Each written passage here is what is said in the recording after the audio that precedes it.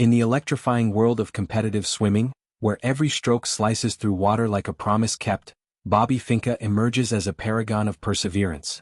A 25-year-old phenom whose gold medal finish in the 1,500-meter freestyle at the 2024 Paris Olympics etched his name into the annals of American aquatic history. But behind the roar of crowds and the flash of victory podiums stands Ellie Zweifel, his longtime girlfriend and fellow University of Florida alum, whose quiet fortitude has been the steady current propelling him forward. At the U.S. Open Championships, amid the chlorine-scented air and the rhythmic splashes of training sessions, Finke opened up exclusively about their bond, a relationship forged in the shared rigors of collegiate pools and deepened by the relentless demands of elite athletics. "I think there's a lot of keys to making love last," he mused thoughtfully, his voice carrying the humility of someone who's tasted triumph but never forgotten its cost. Yet, one truth shone brightest: Zweifel's unwavering support, a selfless surrender of her own ambitions that allowed Finke to chase his dreams without the drag of doubt. Finke and Zweifel's story is a tapestry woven from the threads of parallel paths. Both Gators through and through, they met amid the camaraderie of SEC rivalries and the grind of early morning practices. Florida's storied swim program, a breeding ground for Olympians under coach Greg Troy, had already crowned Finke a star by his sophomore year, his lanky frame powering through sets that would break lesser souls. Zweifel, with her own competitive fire, swam alongside him, their lanes occasionally crossing in flirtatious banter or post-meet debriefs. What began as mutual respect blossomed into romance, a partnership where encouragement wasn't just words but actions, late-night strategy sessions over takeout, or her cheering from the bleachers as he shattered records. By the time Tokyo 2020, delayed to 21, rolled around, Zweifel was firmly in his corner, her presence a talisman against the isolation of international competition. Finke's silver in the 800 free and bronze in the 1500 there were harbingers, but Paris demanded more. A Herculean effort that saw him outpace the field in the grueling 1500, touching the wall first in a time that echoed through Gainesville like a victory bell. Yet, glory's gleam often obscures the shadows cast by sacrifice, and Zweifel's has been profound. "She's one of my biggest supporters and she's sacrificed a lot from herself to allow me to do what I want to do," Finke confessed at the U.S. Open, his eyes softening with gratitude.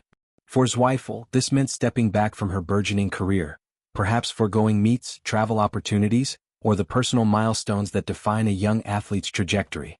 Swimming, with its voracious appetite for time, tolls heavily on relationships. Training camps stretch into weeks, taper periods demand monastic focus, and the mental load of peaking for a single race can eclipse everything else. Zweifel, who competed at Florida from 2017 to 2021, knows this intimately. Her own relays and individual events honed a discipline that now serves as Finke's invisible coach. She's the one mapping nutrition plans when he's too exhausted to think, or the voice on video calls from distant time zones, reminding him why the pain is worth it. "I'm just looking forward to be able to repay that one day," Finke added, his words a vow etched in the vulnerability of post-race reflection. Their dynamic defies the trope of the athlete's entourage, where partners are often footnotes in highlight reels. Zweifel isn't a spectator, she's a co-conspirator. Her sacrifice is a deliberate choice born of love's fierce algebra, subtracting from her some to multiply his potential. Consider the logistics. Finke's post-Paris schedule is a whirlwind of endorsements, exhibitions, and the U.S. Open itself, where he defended his titles with the same dogged determination. Meanwhile, Zweifel navigates the periphery, attending when she can, supporting from afar when duty calls her elsewhere.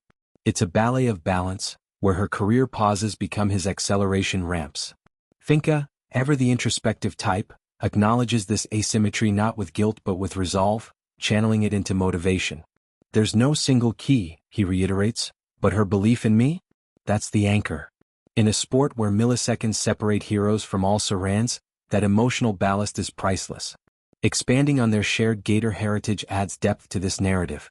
The University of Florida's natatorium, with its echoing rafters and unforgiving black lines on the pool floor, is hallowed ground, a factory for talents like Ryan Lochte, Caleb Dressel, and now Finke.